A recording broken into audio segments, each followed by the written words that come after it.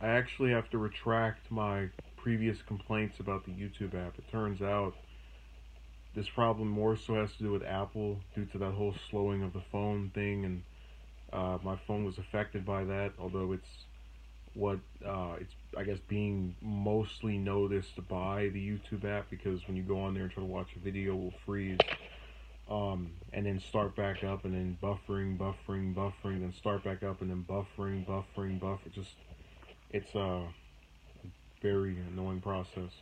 So I want to shout out VVS and ALU, or Mr. I Love the Howling series, for showing up in that failed live stream of mine, where the volume was going in and out, and for sticking through it. I didn't even realize until it was pointed out, because the other time I'd used it, it seemed to have some level of confidence behind it. Anyway,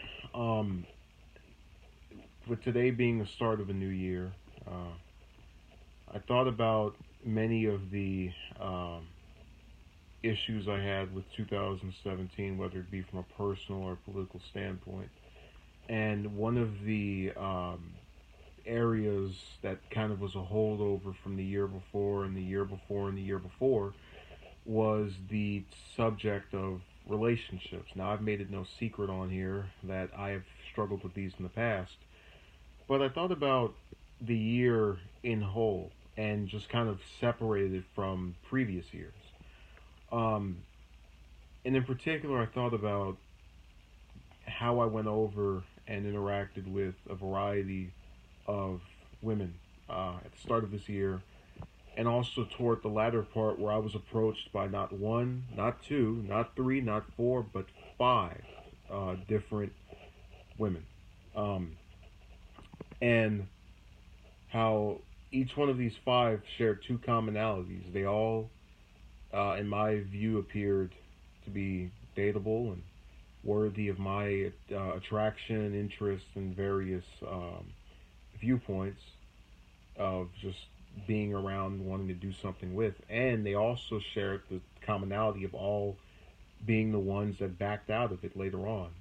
Now, to give a really rough version, the first one turned me down after saying that I was embodied what she wanted physically and personality wise, and all that lip service, to uh, turning me down over religion and location and culture and everything under the sun. I wish I was kidding. Um, Second one said that she was opposed to it because she thought I was going to be a repeat of men from her past and would abandon her at some point, even though I said I wouldn't. I've never done that, but again, I'll take the blame for whatever they did, as well as the fact that I was my zodiac sign. She also drew issue with, which I didn't know that was how we based our perspectives on people we've never met before. But it is what it is. The third thing, or the third one rather, was one who opposed our speaking together, and then told me to stop wasting our times, even though I didn't know what she was talking about.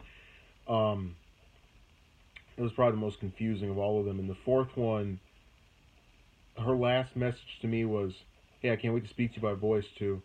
Her resignation letter of, "Oh, I don't think it's going to work out." And then I tried to speak to her again. She ignored me, didn't respond. And the fifth one, which was the shortest lasting one, um, came to me and said, "Hey, look, I've, thought you were this, that, and the other." I complimented her back. Um, the only time you get a response from her is if you try to call her or send her a message, and the one-sided thing only plays for so long. So that was that. Um, but one might position himself to ask, well, "Why are you bringing this stuff up? What's the deal?" Well, it's all very recent, all in the last 5 months of that year, or 4 months rather, September to the end of it. But also because I want to address a couple of points afterward. Now, were these women perfect in my view? No. Do I have an idea of an ideal partner? Yes. Um, did they not meet? Did any of them come close to meeting that ideal? On this, in essence, maybe. certainly enough to where I didn't push that ideal into how I viewed them. Now, I say this because a lot of people will tell you that if you're male and you don't have a relationship, it's because you have high standards. And I have approached dozens and dozens of women, um, and I was content with the standards of each of all of them, or the appearance of each of them, and I guess their personalities as well. What I'm saying to you is that based off of the numbers alone, I know I don't. Um, but also, one of the other claims that I've heard is that when you quit, when you give up, you set yourself for a self-fulfilling prophecy. Now, I've refuted that by saying that when I was going out and actively pursuing, I received nothing. I I had the same results. So this fulfilling prophecy would have been fulfilled, um, even in the event of me just sitting at home and clapping my hands together. Now, in the case of the one person who was making the argument of, well, you need to, just move on. They if they came up to you and they switched their minds, just get over it, man. Well, here's the thing. Um, there's the other thing about me being entitled. My thing is this: people have the right to date whoever they want to date. As much as what they did bothers me, I recognize it's not my control to determine that. The problem is when you have a group of people that are not knowing or privy to the other person on the side of this equation, which are the various women I've described. They are telling me to accept what they've done, which I have, and to hush up about it. Don't talk about what bothers you. Don't just completely shut off the fact that this was something that is a recurring pattern, and you're tired of it, and you don't want other people to go through it, so they don't have to be tired of it as well. Just pretend it didn't happen. Sweep it under the rug. And I've refused to do that. Um, but I think many people will feel elated by this. Now, one thing I feel a lot of individuals fall in the trap of is optimism. And optimism can be a great thing. We have beliefs that people can be this if they're that way, and just it leads us into this idea of pushing for something higher than what we currently have. And I'm not saying that's wrong when it's in certain capacities. The problem here is that pragmatism or pragmatism, whichever way you pronounce it, I was no English major in school, can only extend to a certain extent before people call you negative. So to give you a good idea of this, if I decide to one day open up a business and I decide to not lock any of the doors and to place it in a poverty-stricken neighborhood, and it proceeds to get robbed, or someone tells me it's going to get robbed, and I say, "Oh man, you're just being negative. You're assuming bad things about good people." Well, the good people are living in a neighborhood with other people who share the commonality, even if they're not good, of being impoverished. So, even though that's a view that's not necessarily positive, because who wants to assume someone's going to do something to their business, it still is backed by a fact that would suggest people are looking to increase their revenue in a manner that is illegal.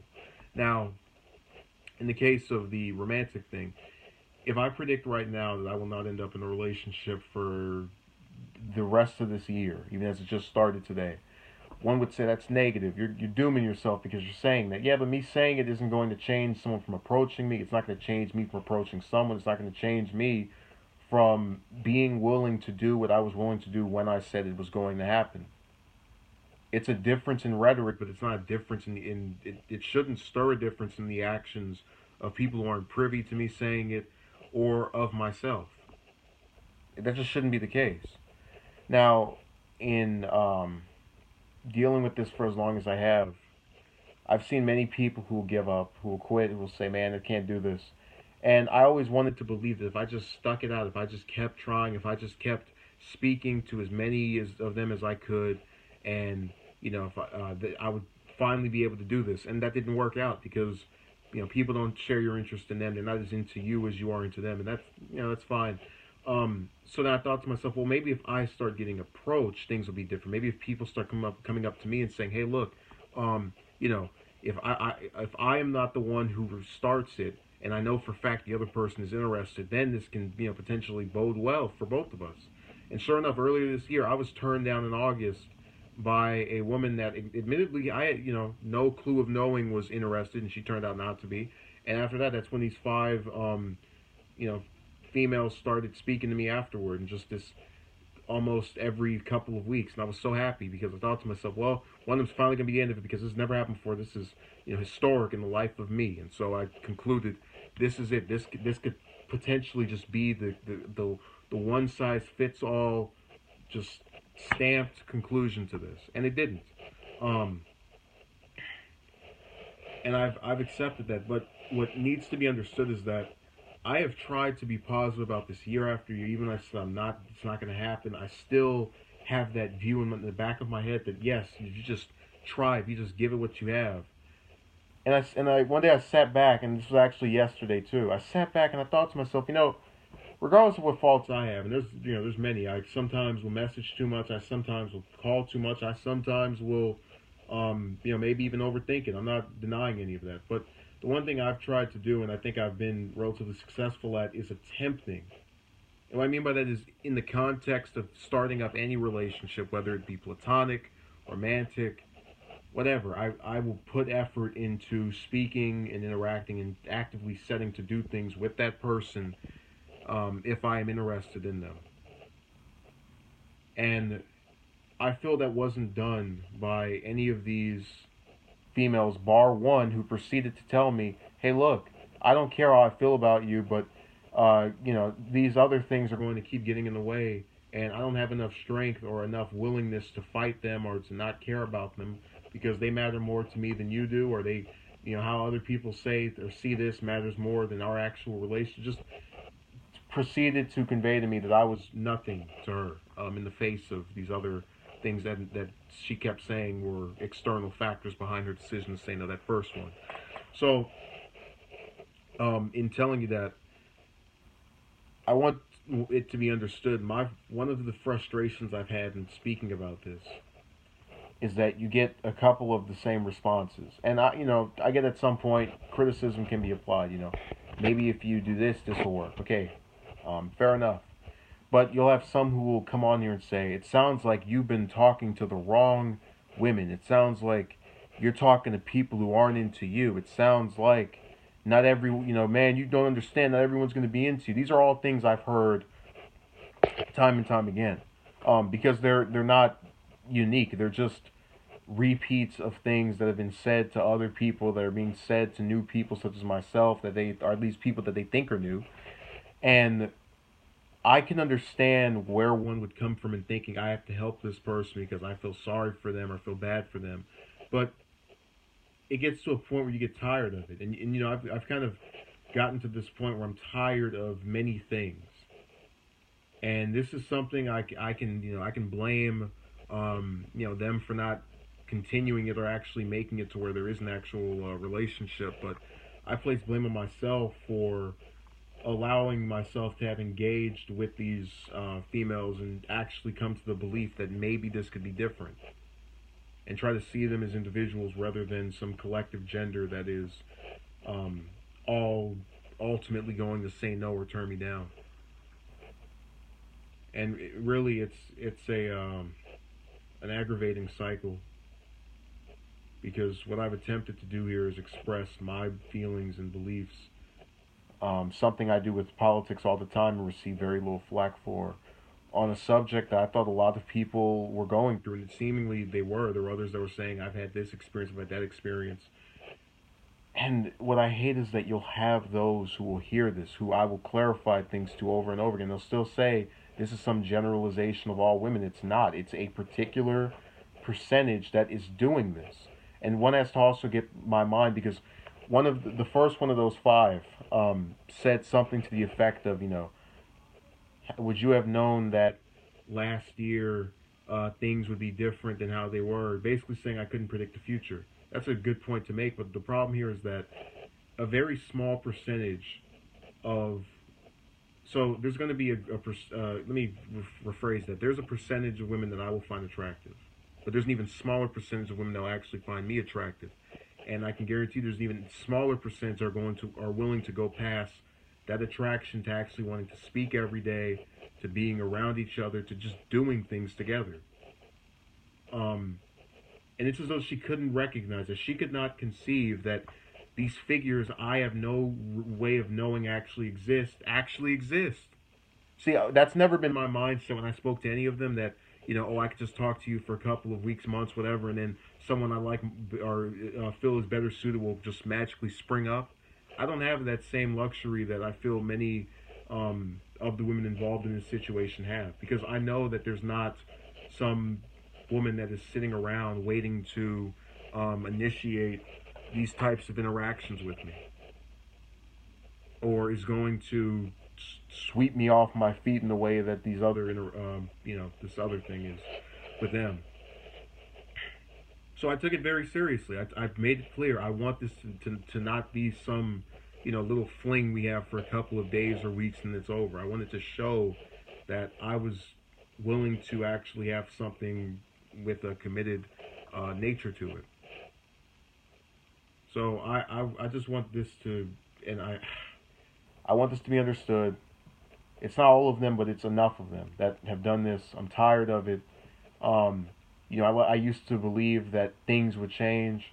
Now I'm very convinced they won't. It's not because people won't find me attractive, but because no one will act on it. No one will say, I want to make this compromise because I want to be with you. If it's done, it's by me every time, and I'm tired of it. I've spent enough years trying to be productive in every other way and seeing success in every other way to have a continued failure with one particular area that's not even entirely up to me. Yes, I have a way of checking how those perceive me, but if it doesn't bode well, why continue it? And look, someone can leave a comment talking about I'm weak and all that, but it's that's not going to fix the problem. Talking about it behind my back doesn't change it.